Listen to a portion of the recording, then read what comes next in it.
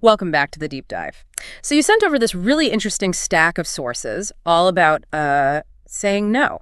Yeah, it seems simple, right? Yeah. Just one little word. Yeah, But wow, the psychology behind it is actually pretty deep. totally. And that's our mission today, isn't it? To kind of sift through all that research and pull out the key stuff, why it's tough, how it affects us, and crucially, how to actually do it without feeling awful afterwards. Exactly. Like a shortcut to getting better at it. Okay, so let's jump in. Why is it so hard? What's the big deal about saying no? Well, a huge factor that came up again and again is this fear of how we'll be perceived. The worry we'll look selfish or unkind or No. just not helpful. Right, like no is automatically rude somehow, Yeah. which isn't really true, but it feels that way. It really does. And there's a lot of social conditioning involved. We're often kind of trained from a young age to be agreeable, to please people. That people pleaser thing is real. Yeah, definitely. And the sources mentioned this conflict, didn't they? Like the immediate awkwardness of saying no versus the long-term stress of saying yes when you shouldn't have. Precisely. It's that short-term discomfort versus potentially months of overwhelm or resentment. Plus, there's the whole need for acceptance, the fear of conflict, maybe even thinking someone won't like you anymore if you refuse. And some of that goes way back, right, to childhood, like dealing with parents or teachers. Absolutely. Learned behaviors. Sometimes it's about authority. Sometimes it's, seeing codependent patterns.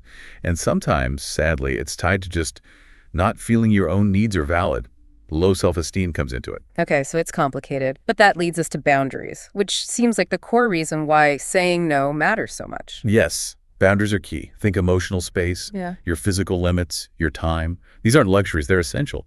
Saying no is basically the tool you use to defend those boundaries. And the sources were pretty clear. These aren't just nice to haves. They're vital for mental health, for good relationships, reducing stress, anxiety, all that good stuff. It's fundamental. Healthy relationships need boundaries.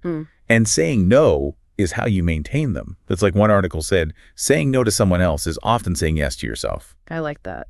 Okay, so how do we do it? What are the practical tips? Well, the big one is just being direct and honest. No wishy-washy maybes if you mean no. And using I statements helps, like, I can't take that on right now, rather than making it about the other person. Yeah, it makes it less personal. I also saw the point about no being a complete sentence. That felt liberating. Right. You don't always owe a massive explanation. Keep reasons brief and clear if you give them. And there were those specific techniques mentioned too, like the reflecting. Yeah, reflecting no, where you acknowledge the request first. Reasoned no, giving that short reason. Rain check no, but only if you mean it.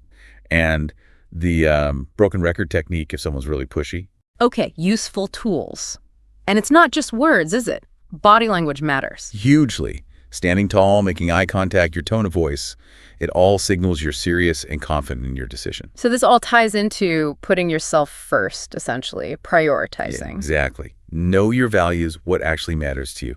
Then you can measure requests against that. And be realistic about what you can actually handle, right? Yeah. Look at your schedule, your energy levels. Yeah, assess your capacity. Yeah. Don't just automatically say yes. Maybe use a quick mental check, like, is this high value or just high effort? Self-care has to be part of that calculation. Okay, but what about after? You say no, and then the guilt hits. Ah, yes, the guilt. It's common.